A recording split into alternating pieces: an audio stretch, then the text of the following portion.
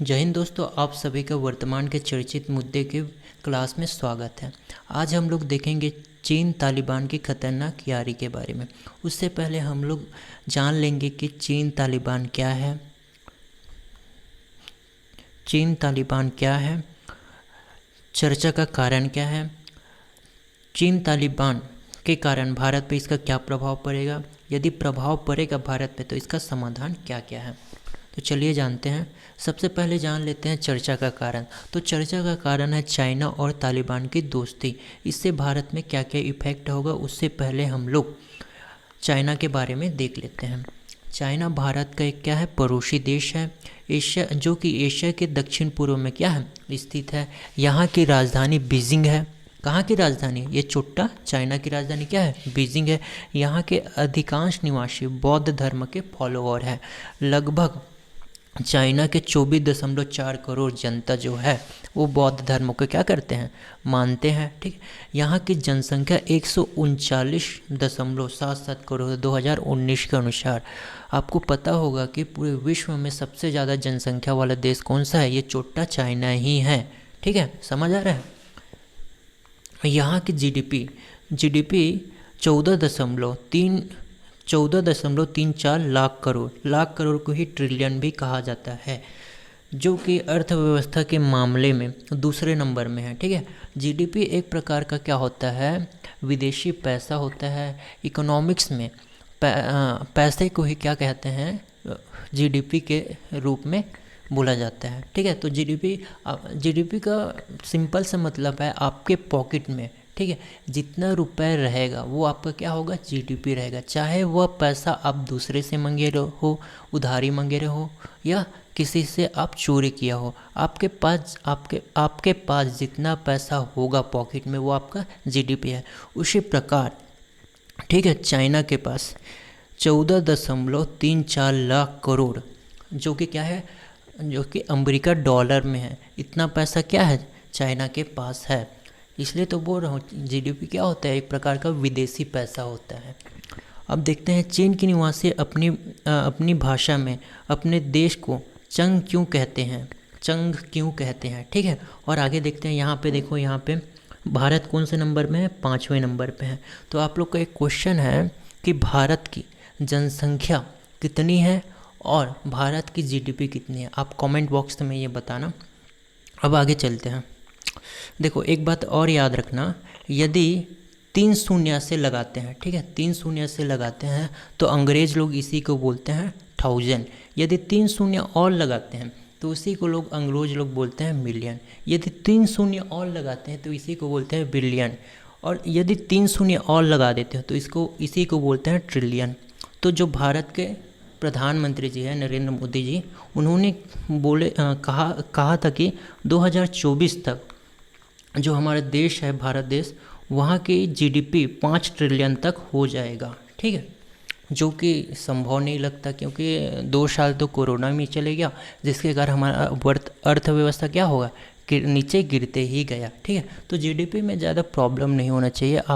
आपके पॉकेट में जितना पैसा है वो आपका जीडीपी है। चाहे वो पैसा आप किसी से मंगे रहे हो, चोरी किया हो, या आपका खुद का हो। ठीक है, जीडीपी मतलब होता है पैसा, याद रखना। अब देखते हैं तालिबान के बारे में। तालिबान क्या है, तो तालिबान एक प्रकार का क्या है, अफगानिस्तान का आतंकवादी संगठन है। क्या है, आतंकवादी संगठन है। इसका स्थापना 1994 में मुल्ला उमर, ठीक है, जहाँ ये देख रहे हो ना, आप जो देख रहे हो, ये जो फोटो देख रहे हो, यही क्या है, मुल्ला उमर जी हैं। अफ़गानिस्तान में स्टूडेंट को तालिब कहा जाता है। इसी तालिब में सबसे खतरनाक स्टूडेंट उमर था। इसी का बात हो रहा है, यही चुट्टा का बात हो रहा है। ठीक है, यही चुट्टा का बात हो रहा है, उमर था। इन्होंने स्टूडेंट का एक संगठन बनाया जिसे तालिबान कहा गया। इनका उद्देश्य पूरे अफ़गानिस्तान में इस्लामिक कानून को मनवाना था। इस्लामिक कानून, जिसे शरिया कानून भी कहा जाता है, यह एक धार्मिक कानून होता है। ये धार्मिक कानून होता है, जो कि धार्मिक कानून होता है, यदि इस्लाम धर्म में यदि कोई प्रॉब्लम आ जाता है, समस्या आ जाता है, तो उसके समाधान के लिए शरिया कानून का यूज़ किया जाता है। जैसे कि हिंदू धर्म में हम लोग यदि हिंदू धर्म में कोई समस्या आ जाता है, सिविल कोड का उपयोग किया जाता है। ठीक उसी प्रकार यदि इस्लामिक धर्म में कोई भी प्रॉब्लम आ जाता है तो वहाँ शरिया कानून का यूज़ किया जाता है। शरिया कानून बहुत ज़्यादा खतरनाक है। शरिया कानून में यदि कोई व्यक्ति किसी महिला का या लड़की का रेप कर देता है तो उस जो व्यक्ति जो रेप किया होता है उसे सभी जनता के सामने उनके सिर को धड़ से अलग कर देते हैं। यदि आप कहीं पे चोरी करते रहोगे और आप पकड़ा जाते हो तो आपको हाथ को काट दिया जाता है। तो समझ रहे हो ना कितना खतरनाक है शरिया कानून। तो आइए, ठीक है, शरिया कानून बहुत खतरनाक है। अब आगे चलते हैं। अब इसके अब भारत पे इसका क्या प्रभाव पड़ता है। तालिबान और चीन की दोस्ती से भारत पे क्या प्रभाव पड़ेगा वो सबसे पहले जान लेते हैं हम लोग। तो देखो, तालिबान और चीन की दोस्ती हमारे लिए खतरा पैदा कर सकती है। क्यों पैदा करेगा उसको आगे देखेंगे। पाकिस्तान पहले से तालिबान लड़ाकों का मददगार है क्योंकि जितना भी तालिबान है, तालिबान क्या है, एक प्रकार का आतंकवादी संगठन है। ये जितने भी तालिबान हैं इन सभी को पनाह पाकिस्तान देता है, ट्रेनिंग पाकिस्तान देता है, बंदूक पाकिस्तान देता है। ठीक है, इसलिए क्या है, तालिबान हमारे लिए बहुत ज़्यादा खतरनाक है। ऐसे में यदि चीन का साथ भी उनका मिल गया, यदि ऐसे में क्या हो गया, तालिबान और चीन और पाकिस्तान एक साथ मिल गया तो ये लड़ाके को, किन लोग, ये तीनों देश लड़ाके को भारत के खिलाफ हमले के लिए उकसाएगी, जो कि हमारे आंतरिक सुरक्षा के लिए काफ़ी खतरनाक साबित हो सकता है।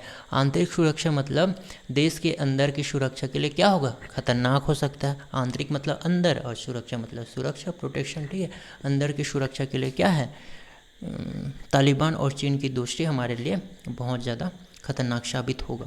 अभी अफगानिस्तान में किए गए भारतीय निवेश क्या हो सकता है, प्रभावित हो सकता है, क्योंकि अफगानिस्तान के जो संसद भवन है जो कि क्या है, काबुल में है, उसे बनाने के लिए भारत ने 675 करोड़ रुपए का निवेश किया था। एक तो हैरत प्रांत मतलब होता है जिला, हैरत एक जिला का नाम है। हैरत प्रांत में एक तो क्या है, सलमा डैम है। जो ये सलमा डैम जो है वो 42 मेगावाट बिजली उत्पादन करने की क्षमता रखते हैं। और ये सलमा डैम जो मतलब ये जो देख रहे हो ना इमेज में, ये सलमा डैम है। ये क्या है और ये क्या है, ये मतलब अफ़गानिस्तान के क्या है, संसद भवन है। जो ये सलमा डैम इसी को बनाने के लिए 675 करोड़ रुपया भारत ने दिया था, इसी को बनाने के लिए। ठीक है, और इसको बनाने के लिए कुल लागत 240 करोड़ रुपये लगा था, जिसमें भारत ने आधा पैसा दिया है और आधा पैसा किसका है, आधा पैसा अफ़गानिस्तान का है। अब आगे देखते हैं इसका समाधान क्या है। यदि कोई शक्तिशाली देश अंतर्राष्ट्रीय नियमों के अवहेलना करे तो उस पर बंदी शायद ही कारगर होती है। कोई डर या खौफ उस देश को सही रास्ते पर नहीं ला सकता है। चीन अब इतना मजबूत बन गया है कि उसे डराकर या धमकाकर कोई काम नहीं करा जा सकता। तो ऐसे में बातचीत ही एकमात्र साधन है। तो भारत के जो प्रधानमंत्री है उसको चीन के प्रधानमंत्री से क्या करना चाहिए, बातचीत करना चाहिए कि हमारे जितने भी निवेश किए हैं उसको नुकसान मत पहुंचाओ भाई, क्योंकि इसमें हमारा भी क्या लगा है, पैसा लगा है। दूसरा है, भारत के आंतरिक सुरक्षा को अब और ज़्यादा मजबूत करने की ज़रूरत है। आंतरिक सुरक्षा, ठीक है, भारत के आंतरिक सुरक्षा को और ज़्यादा मजबूत करने की ज़रूरत है। तो ये क्या है, समाधान है। आई होप इस वीडियो से आपको काफ़ी कुछ जानने को, सीखने को मिला होगा। नेक्स्ट वीडियो में जल्दी मिलते हैं। जय हिंद।